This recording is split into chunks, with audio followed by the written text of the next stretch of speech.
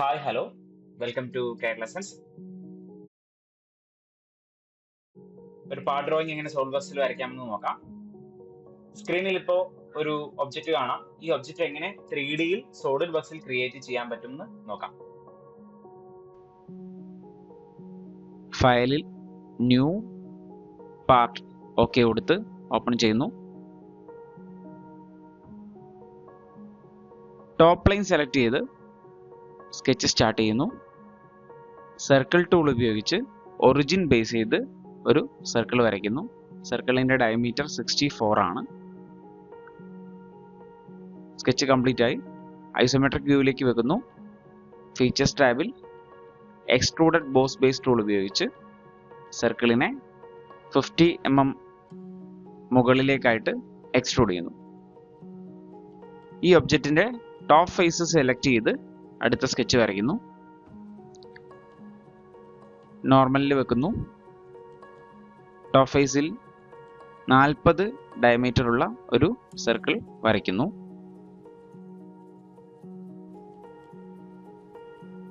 Sketch exit ചെയ്യുന്നു.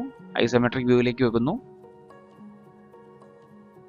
Feature ടാബിൽ extruded cut tool ഉപയോഗിച്ച് 24 mm ഡെപ്തിൽ താഴോട്ടേക്ക് കട്ട് ചെയ്യുന്നു. ഓക്കെ, രണ്ടാമത്തെ സ്കെച്ച് കംപ്ലീറ്റ് ആയിട്ടുണ്ട്. അടുത്തതായിട്ട് വീണ്ടും ടോപ്പ് ലൈൻ സെലക്ട് ചെയ്ത് സ്കെച്ച് ഓപ്പൺ ചെയ്യുന്നു. നോർമൽ വെക്കുന്നു.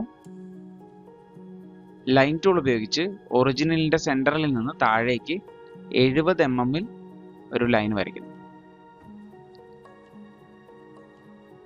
ഓഫ്സെറ്റ് എൻറ്റിറ്റീസ് ടൂൾ ഉപയോഗിച്ച് ഈ ലൈനിനെ 25 mm രണ്ട് ഡയറക്ഷനിലും ബൈ ഡയറക്ഷൻ ഓൺ ചെയ്യുന്നു. രണ്ട് ഡയറക്ഷനിലും ഓഫ്സെറ്റ് ചെയ്യുന്നു. വീണ്ടും ലൈൻ ടൂൾ എടുക്കുന്നു. ലൈൻ ടൂൾ ഉപയോഗിച്ച് കണ്ടിന്യൂസ് ആയിട്ട് വരയ്ക്കുന്നു. 15, 30, 20, 30,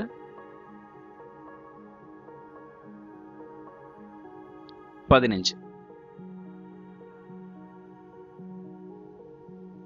കൺവേർട്ട് എൻറ്റിറ്റീസ് ടൂൾ ഉപയോഗിച്ച് മുകളിലെ ആദ്യത്തെ സ്കെച്ചിൽ നിന്നുള്ള സർക്കിള് ഡ്രോയിങ്ങിലേക്ക് കൊണ്ടുവരുന്നു. ട്രിം ടൂൾ ഉപയോഗിച്ച് ആവശ്യമില്ലാത്ത പോർഷൻ, സർക്കിളിന്റെ ആവശ്യമില്ലാത്ത പോർഷൻസ്, ലൈൻസ് എന്നുള്ളവയെല്ലാം കട്ട് ചെയ്ത് കളയുന്നു. സെൻട്രൽ ലൈനിനെ സെലക്ട് ചെയ്ത് ഫോർ കൺസ്ട്രക്ഷൻ എന്നുള്ളതിലേക്ക് മാറ്റുന്നു. വീണ്ടും സെൻട്രൽ ലൈൻ ഉപയോഗിച്ച് സർക്കിളിന് അക്രോസ് ആയി ഒരു ലൈൻ വരയ്ക്കുന്നു. താഴെയുള്ള പോർഷൻ കംപ്ലീറ്റ് സെലക്ഷൻ ചെയ്ത് മിറർ എൻറ്റിറ്റീസ് ടൂൾ ഉപയോഗിച്ച് മിറർ ചെയ്യുന്നു. സർക്കിളിന് അക്രോസ് ആയി വരച്ച ലൈനിനെ മിറർ എബോട്ട് ആയിട്ട് സെലക്ട് ചെയ്യുന്നു, ടിക്ക് ചെയ്യുന്നു. ഇപ്പോൾ രണ്ട് ഭാഗത്തും സ്കെച്ച് വന്നതായി കാണാം. മൂന്നാമത്തെ സ്കെച്ച് കംപ്ലീറ്റ് ആയതിനു ശേഷം സ്കെച്ച് എക്സിറ്റ് ചെയ്യുന്നു. ഐസോമെട്രിക് വ്യൂവിലേക്ക് വെക്കുന്നു. ഫീച്ചേഴ്സ് ടാബിൽ എക്സ്ട്രൂഡഡ് ബോസ് ബേസ് ടൂൾ ഉപയോഗിച്ച് മുകളിലേക്ക് 10 mm ഹൈറ്റിൽ എക്സ്ട്രൂഡ് ചെയ്യുന്നു.